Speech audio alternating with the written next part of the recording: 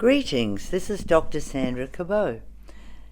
It's a great pleasure to talk to you about the interesting subject of osteoporosis.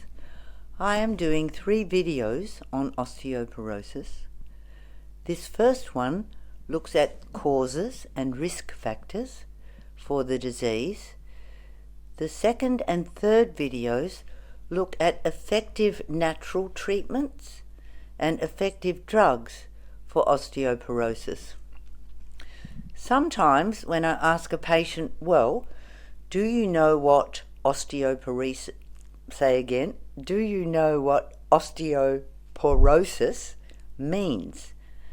And they often say, well, it's arthritis, or they really don't understand what's going on with their bones. So I like to define it for you accurately. Osteoporosis basically means thin bones. Osteo means bone and porosis means porous. So, in other words, you have weak, porous bones. And really, osteoporosis is a bone weakening illness. It is not caused by osteoarthritis, which is caused by inflammation. Osteoarthritis means inflammation in the joints from wear and tear, but there's not always loss of bone associated with it. So let's get started. The bone thinning disease of osteoporosis is becoming more common. You can take effective steps to increase and maintain your bone strength. You can increase your bone density to safe levels with the right tools, and my videos will teach you how. Osteoporosis is usually a silent disease in that it is often not diagnosed until there has been a bone fracture, and it is then harder to repair the bone loss. It is obviously better to prevent osteoporosis, and this is a good reason to check your bone density with a DEXA, D-E-X-A, DEXA test at middle age, especially if you have risk factors for osteoporosis. So let's look at the causes of osteoporosis. Well, firstly, osteoporosis is not just a calcium deficiency. Many factors affect our risk of developing osteoporosis, such as advancing age, lack of exercise, low levels of vitamin D and vitamin K in your body, high levels of parathyroid hormone, not thyroid hormone, parathyroid hormone, which are commonly caused by long-standing unrecognized vitamin D deficiency. The parathyroid hormone levels usually normalize once the vitamin D is supplemented. Another cause is a diet lacking in minerals such as calcium, magnesium, boron, strontium, manganese, zinc, copper, and silicon. Another cause is a low intake of vitamin C, which weakens the collagen that gives bone its flexibility.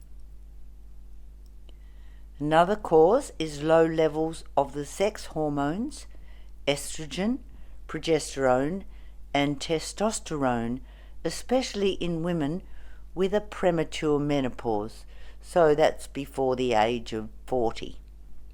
And really, if it's before the age of 45, it's still not ideal. Some medications, such as long-term corticosteroids, antacid medications, which prevent adequate production of hydrochloric acid in the stomach, which means you don't absorb minerals well, also excess thyroid medication, and some anticoagulant drugs. Another cause is excess consumption of alcohol or cigarette smoking. Another cause is thin build with a fine bone structure. Will increase your risk because you start with less bone to begin with. Eating disorders such as anorexia, gluten intolerance, which may be undiagnosed and may not be bad enough to cause celiac disease, but still bad enough to stop you absorbing minerals. Another cause is pancreatic insufficiency, with resultant lack of digestive enzymes causing poor absorption of nutrients.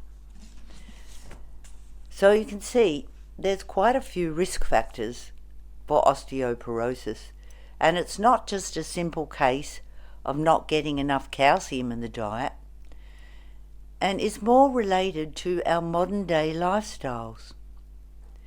It is also the epidemic of vitamin D deficiency, and if you are low in vitamin D, you cannot absorb calcium from your food. So you can take a lot of calcium, but if you are vitamin D and or vitamin K deficient, then the calcium is useless. So some of the other factors that can cause bone loss: a mineral deficient diet. Now, we've mentioned that calcium is not the only mineral needed for a strong skeleton. We need magnesium, manganese, zinc, silica, boron, strontium, and copper. These are also essential minerals for strong bones. Unfortunately, refined foods and processed foods are usually lacking in all minerals. This includes foods made of white flour, white rice, and of course sugar. As we've mentioned, gluten can reduce the absorption of minerals in many people, especially if they eat large amounts of gluten. Another cause is lack of physical activity. So sedentary jobs and hobbies will promote bone loss as well as muscle loss. Weight-bearing exercise helps to strengthen our bones, and all exercise helps to maintain balance and flexibility, thus reducing the tendency of falling over, which can result in a fracture. Another risk factor which will leach minerals from your bones is a high sugar diet, particularly if you drink a lot of sodas and diet drinks, because they are way too high in phosphorus, and this will leach the minerals from your bones. So we've looked at some of the risk factors for osteoporosis, which, remember, is a bone thinning disease and is very common, and there's a lot you can do about this. My next 2 videos on osteoporosis will teach you how to increase bone density, whether using natural methods or prescribed medications. So thanks for listening, and if you like this video, please share it and hit subscribe. Bye for now.